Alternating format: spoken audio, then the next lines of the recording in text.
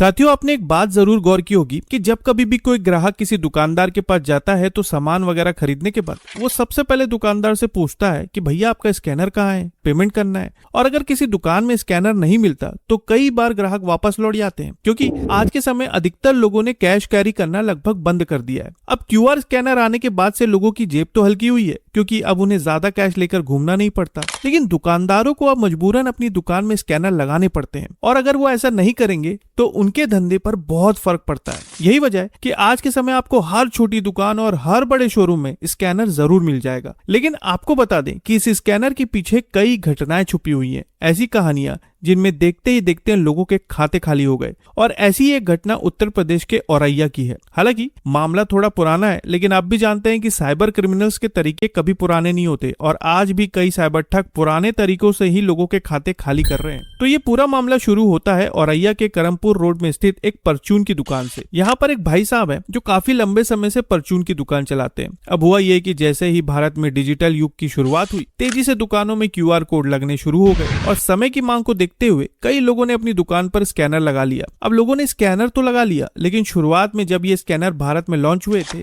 तब बॉक्स नहीं आते थे। यानी कि अभी आप जब कभी भी किसी दुकान में जाकर ऑनलाइन पेमेंट करेंगे तो आपने देखा होगा कि वहां पर अलग अलग कंपनियों के बॉक्स लगे होते हैं और जैसे ही पेमेंट हो जाता है तब उस बॉक्स में से आवाज आती है कि आपका इतने रुपए का पेमेंट हो गया है। अब हुआ ये कि उस समय ये बॉक्स उपलब्ध नहीं थे, तो दुकानदारों को पता चलता ही नहीं था कि पेमेंट आया कि नहीं आया। लेकिन फिर इसके कुछ समय बाद बॉक्स आने शुरू हो गए और दुकानदारों को पता चलने लगा कि हाँ भाई, उनका पेमेंट उन तक पहुंच गया। इसी तरह जो भाई साहब परचून की दुकान चलाते थे उन्हें भी इस क्यूआर स्कैनर के बारे में पता था। और फिर एक दिन उनके पास कुछ लोग आए। उन्होंने कहा कि हम फोन पे बॉक्स को ठीक करने और नया क्यूआर स्कैनर लगाने का काम करते हैं। अब दुकानदार ने कहा ठीक है, आप मेरी दुकान में भी लगा दो। अब इन लोगों ने वहां पर स्कैनर लगाना शुरू किया। दुकानदार का मोबाइल लिया, उससे कुछ मैसेज किए और फिर ये लोग वहां से चले गए। अब दुकानदार भी खुश कि चलो दुकान में स्कैनर लग गया। लेकिन फिर कुछ समय बाद जब उन्होंने अपना बैंक खाता चेक किया तो उनके होश उड़ गए।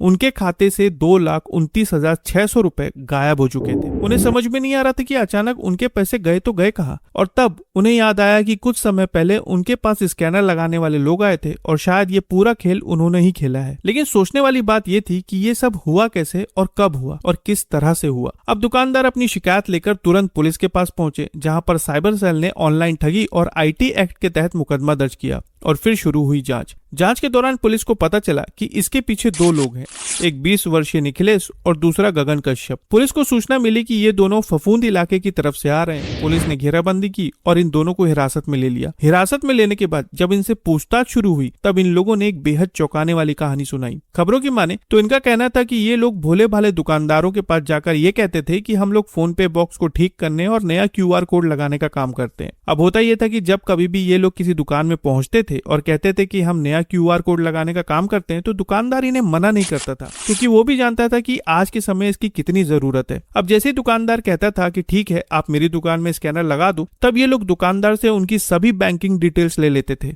जैसे कि यूजर ID, पासवर्ड, यानी कि सारी जानकारी उनसे ले ली जाती थी। इसके बाद ये उनका मोबाइल लेकर चुपचाप उनकी सिम का यूनिक पोर्टेबिलिटी कोड, यानी कि अगर किसी को जियो से एयरटेल में शिफ्ट होना है तो उसके लिए एक मैसेज भेजना पड़ता है और रिप्लाई में एक पोर्टेबिलिटी कोड आता है और ये लोग दुकानदार के मोबाइल से बकायदा पोर्ट करने का मैसेज भेजकर वो पोर्टेबिलिटी कोड हासिल कर लेते थे। लेकिन कई बार इन्हें किसी सिम का यूनिक पोर्टेबिलिटी कोड नहीं मिलता था, तब ये लोग चुपचाप दुकानदार के मोबाइल से सिम निकाल लेते थे। अब पोर्टेबिलिटी कोड हासिल करने के बाद इन्हें नई सिम मिल जाती थी और फिर उसी सिम से ये लोग UPI चालू करके दुकानदार के खाते से रुपए निकालना शुरू कर देते थे। और ये सारी चीजें आपको न्यूज आर्टिकल में मिल जाएंगी, जिसका लिंक आपको डिस्क्रिप्शन में दिया गया है। अब आप इसी बात से अंदाजा लगा सकते हैं कि मोबाइल में लगा हुआ एक सिम कितना कुछ कर सकता है। अगर आपकी कोई भी दुकान है तो आपको इस बात का ध्यान रखना चाहिए कि जब कभी भी कोई आपके पास आए और कहे कि हम बॉक्स ठीक करने या नया क्यूआर कोड लगाने का काम करते हैं, तो सबसे पहले उसकी ID प्रॉपर्ली चेक कीजिए और उतनी ही जानकारी दीजिए जितनी जरूरत है। इसके अलावा भले ही आपकी छोटी सी दुकान क्यों ना हो, लेकिन दुकान का खाता अलग रखिए और अपना सेविंग पर्सनल खाता अलग रखिए। और बेहतर होगा कि आप इस वीडियो को अपने दुकानदार साथियों तक पहुंचाएं, ताकि इस तरह की कोई भी ठगी उनके साथ ना हो। इसके अलावा इस बात का भी ध्यान रखें कि आज के समय कुछ ऐसे जालसाज घूम रहे हैं जो आपका क्यूआर स्कैनर बदल कर गायब हो जाते हैं और आपको पता भी नहीं चलता। और जब कभी भी कोई ग्राहक आपसे कुछ खरीदता है तो स्कैनर में स्कैन करने के बाद जो भी पेमेंट होती है वो आप तक नहीं पहुंचती, बल्कि उस जालसाज के खाते तक पहुंच जाती है।